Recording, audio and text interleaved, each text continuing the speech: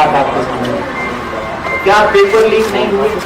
क्या अभ्यर्थियों को पुलिस द्वारा पीटा नहीं गया? क्या 3 साल की डिग्री 5 साल में नहीं मिल रही है? क्या आज भी 90 के दशक का सिलेबस हमारे विश्वविद्यालय में नहीं पढ़ाया जा रहा है? क्या आज भी कोई ऐसा डिपार्टमेंट है, कोई ऐसा डिपार्टमेंट जहां बिना घूस का काम हो जाता हो? बड़ा जनक थपाया गया शराबबंदी को लेकर, बढ़िया होम डिलीवरी सिस्टम है, पुलिस ही पहुंचा सकती। और मैं दावे के साथ बोल रहा हूं, अगर ये सब कुशासन है तो कुशासन किसको कहते? ये वक्त है, ये समय है।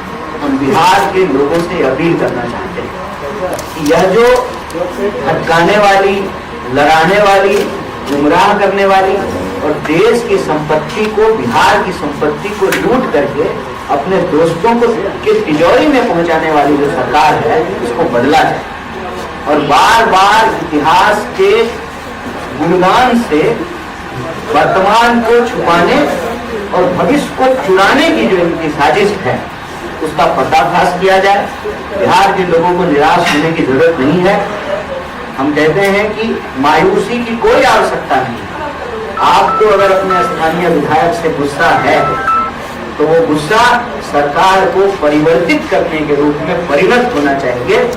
किसी भी विलंबित निराशा की कोई आवश्यकता नहीं है। लोकतंत्र में हर 5 साल में चुनाव इसीलिए होते हैं कि अगर आप सरकार से खुश तब तो कहने की कोई आवश्यकता नहीं, और अगर आप खुश नहीं हैं, आपको दिक्कत है पलायन से, आप परेशान हैं बेरोजगारी से, आप परेशान हैं महंगाई से, आप परेशान हैं लॉ एंड ऑर्डर के प्रॉब्लम से, आपको चिंता होती है अपनी और अपने परिवार की सुरक्षा की, तो आप सरकार को बदलिए। और महागठबंधन परिवर्तन का एक विकल्प की बात कर रहे हैं, थानों की संख्या बढ़ाने की बात कर रहे हैं, पेट्रोलिंग कार को जो है बढ़ाने की बात कर रहे हैं, और जो रोजगार उसके रिक्त पद है उसको भरने की बात कर रहे हैं। अगर हम शिक्षा, स्वास्थ्य की बेहतर व्यवस्था करेंगे, सामाजिक और आर्थिक सुरक्षा की व्यवस्था करेंगे, तो पलायन भी रुकेगा। ये हमारा संकल्प है। यही संकल्प लेकर के महागठबंधन आपके बीच में है, और हम आप तमाम मीडिया के माध्यम से, मीडिया के साथियों के माध्यम से बिहार को निवेदन करते हैं कि मौका है, अब की बार बदल दीजिए सरकार। बहुत बहुत शुक्रिया। बिहार को बचाना है, और बिहार का चुनाव के माध्यम से बिहार की संपत्ति जो एक गुजराती के पास पहुंचाने का कार्यक्रम है, इसको अगर रोकना चाहते हैं, बिहार का चुनाव अगर गुजरात जाने से अगर रोकना चाहते हैं, तो आपके सामने महागठबंधन का विकल्प है, और महागठबंधन को आप वोट दीजिए।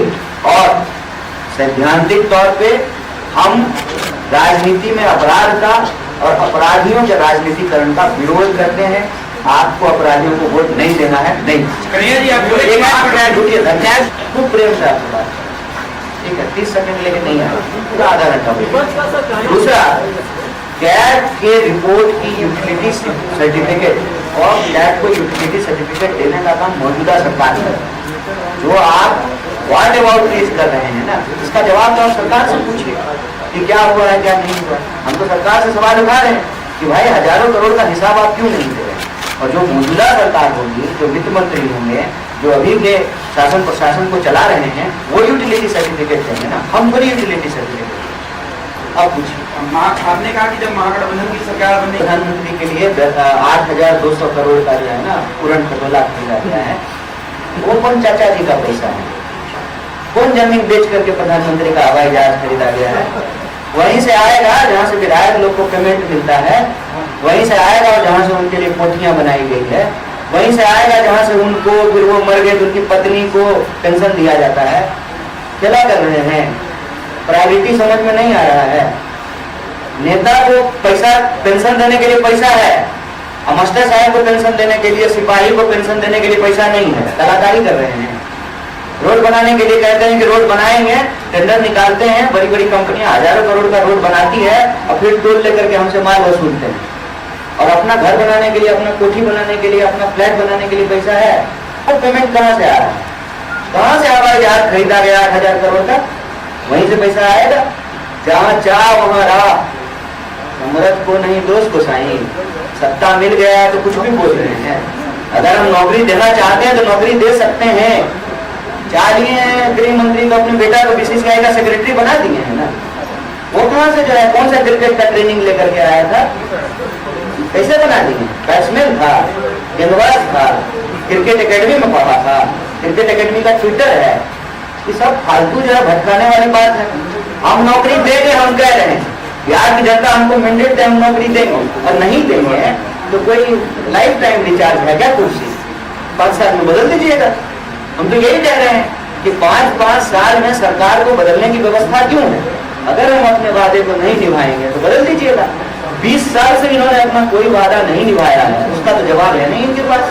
आ गया लोगों के खाते में 15 लाख रुपया, ये कहां से देते? 2 करोड़ नौकरी हर साल दे दिए। बताएंगे कि बजट कहां से आ रहा है? साजिश के तहत किसी की हत्या होना बहुत दुखद है, दुर्भाग्यपूर्ण है। और ये जो तमाम दावे हैं सरकार के कि नहीं सब ठीक हो गया है, जैसे योगी जी दावा करते हैं ना कि सारा अपराधी जो है राज्य छोड़ दिया है, फिर जो ही वो कहते हैं और 2-4 घंटे के बाद कहीं कहीं जो है किसी न किसी की हत्या हो जाती है। वैसे ही जो सुशासन के तमाम दावे हैं उसको ये पोल खोलता है और सरेआम जो है, और एक जगह नहीं, आप कल परसों में ये देख लीजिए कि बिहार में किन जगहों में कितनी हत्याएं हुई। तो तमाम कोशिशों के बावजूद सुशासन का जो पर्दा है वो फट गया है और राज्य के शासन प्रशासन की जो विफलता है वो साफ साफ दिख रही है। बताओ राजनीतिक पार्टी, बताओ राजनीतिक कार्यकर्ता और बताओ नागरिक, ये हमारे लिए बहुत शर्मनाक है। तो हम लोग बार बार खड़ा कर रहे हैं, ज्ञानेश गुप्ता जी को बार बार याद दिला रहे हैं कि सर आप भाजपा के किसी प्रकोष्ठ के अध्यक्ष नहीं हैं, आप देश की सर्वोच्च संस्था चुनाव आयोग के जो है मुख्य चुनाव आयुक्त हैं। आपका किसी पार्टी से कोई लेना देना नहीं है, आपका सिर्फ और सिर्फ संविधान से लेना देना है। वो तो प्रश्न है ही। अगर आदर्श आचार संहिता है, इतनी गाड़ियां लेकर के लोग कैसे चल रहे हैं? और आप हर जगह देखें कि किस तरह से मॉडल कोड ऑफ कंडक्ट का वायलेशन हो रहा है। और मॉडल कोड ऑफ कंडक्ट का वायलेशन हो रहा है तो कितने लोगों पे कार्रवाइयां हो रही है, कितने लोगों को पकड़ करके जो है जेलों में डाला जा रहा है। बिल्कुल कोई प्रश्न लड़ रहे हैं, जिनको मौका मिला है उनका काम है उम्मीदवार के रूप में अपनी भूमिका निभाना। और जैसे राजनीतिक चुनाव नहीं लड़ रहे हैं, हम चुनाव नहीं लड़ रहे हैं, ऐसे बहुत सारे लोग चुनाव नहीं लड़ रहे हैं, तो इनको पार्टी जो जिम्मेवारी देगी उसका निर्वहन करना। राजनीति एक कलेक्टिव वर्क, एक टीम वर्क, तो उसमें हर कोई जो है चुनाव भी लड़ेगा, यह संभव है। जो चुनाव लड़ रहे हैं तो उनके माध्यम से हम भी चुनाव लड़, ऐसा नहीं है हम नहीं। सत्ता पक्ष को विपक्ष कर दीजिएगा तो सब पलट जाएगा। वो सत्ता पक्ष, विपक्ष हम। सवाल पूछने का काम हमारा है। मजेदार ये है कि आजकल वो भी सवाल ही पूछ रहे हैं क्योंकि उनके पास हमारे सवालों का जवाब है। 11 साल से प्रधानमंत्री सवाल पूछ रहे हैं और हमसे तो पूछते हैं, पूछते पूछते नेहरू जी से पूछने लगे। उसी तरह से जो है यहाँ पर उनका काम है जवाब देना। जवाब देने के बजाय सवाल पूछते हैं, पूछते पूछते लालू जी के पास चले गए, जबकि मुख्यमंत्री 20 साल से नीतीश कुमार थे। तो ये एक साजिश है। और अपमान छठ मैया का कैसे हुआ हम समझ नहीं पाए। इस आरोप का क्या आधार है? मतलब कैसे हमने अपमान किया या किसी ने भी कैसे अपमानित किया, मुझे समझ में नहीं आया। बार बार लोगों से पूछते हैं कि प्रधानमंत्री ने कहा अपमान हुआ है, तो बोले कैसे अपमान, तो बताए। तो इतना ही तो पूछा ना आपसे कि प्रधानमंत्री जी यमुना में नहीं डुबकी लगाएंगे क्योंकि प्रधानमंत्री जी के लिए पाइप से स्पेशल पानी जो है उनके लिए बगल में स्विमिंग पूल बनाया गया था ताकि प्रधानमंत्री उसमें नहाएं और उनको कोई स्किन का प्रॉब्लम नहीं। इतना खर्चा होता है वो वॉश कराने में, और यमुना के पानी में नहा लेने प्रभाव जाएगा। हालांकि अपनी बात को खुद ही काटते, वो तो अवतार ईश्वर के, तो वो तो कहीं डुबकी लगा दे नहीं, वो डुबकी लगा देते तो हो सकता है यमुना भी स्वच्छ हो जाता ईश्वर के शरीर से। तो क्या कहते हैं, क्या बोलते हैं, इतना सीरियसली लेने का जरूरत नहीं है। बोलने पर भी जीएसटी नहीं लगा, जिस दिन लग जाएगा हो सकता है कि उसका हिसाब।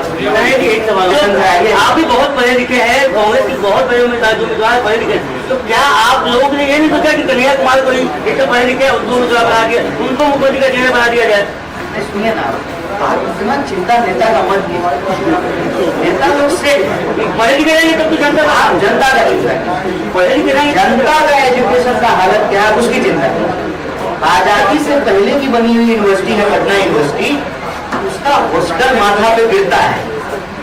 और आप अगर किसी सभ्य परिवार से हैं तो आपके माता पिताजी कहेंगे कि आप वहां मत रहना, हॉस्टल मिल भी जाए तब भी वहां रहने के लिए मत जाना। चलिएगा मेरे साथ Saidpur, Ranighat, window hostel, Cavendish, चलिए हमारे साथ। ये पटना यूनिवर्सिटी की हालत है। और दरभंगा मेडिकल कॉलेज जो है किसी जमाने में गौरव हुआ करता था, भारी से भारी इलाज वहां होता है। बेचारा डॉक्टर ही सारे लोग को सांप काट ले रहा है और मर जा रहा है। नेता का एजुकेशन का चिंता छोड़ दीजिए, बिहार के लोगों की एजुकेशन की चिंता कीजिए।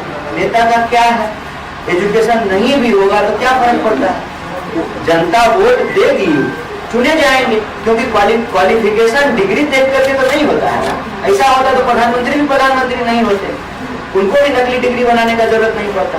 इंटायर पॉलिटिकल साइंस का नाम आज तक सुने थे, वो सिर्फ एक ही विद्यार्थी इस देश में हुआ, माननीय प्रधानमंत्री, इकलौता विद्यार्थी जो इंटायर पॉलिटिकल साइंस पढ़े हैं, पहला और आखिरी, ना उनके बाद कोई ना उनके पहले।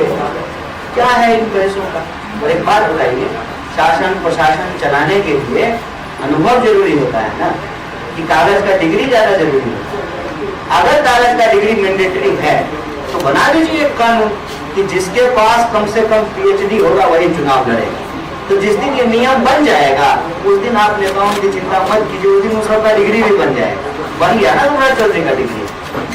नेता के एजुकेशन की चिंता छोड़ करके जनता के एजुकेशन की चिंता कीजिए। यही मेरे पूर्ण है कि 2025 में बैठ करके जब चुनाव हो रहे हैं बिहार के 2 फेज में, 14 करोड़ लोगों का मुस्तकबिल तय होना है, उनका फ्यूचर डिसाइड होना है, तब एक सीट पर कितने एंगल से जो है बहस हो। एक लाइन है, अपराधियों की लोकतंत्र में और राजनीति में कोई स्थान नहीं होना चाहिए।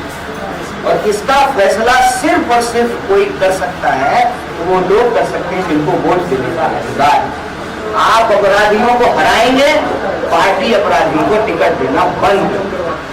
पार्टियों के लिए सबसे बड़ा सवाल होता है संख्या। क्या बोलते हैं आप लोग? 14 तारीख को बोलिएगा जादुई आंकड़ा। वो जादू की छड़ी जनता के हाथ में, वो जादुई आंकड़ा पाने के लिए लोग तरफ के लोग जो है टिकट देते हैं, लेकिन फैसला तो जनता को करना है।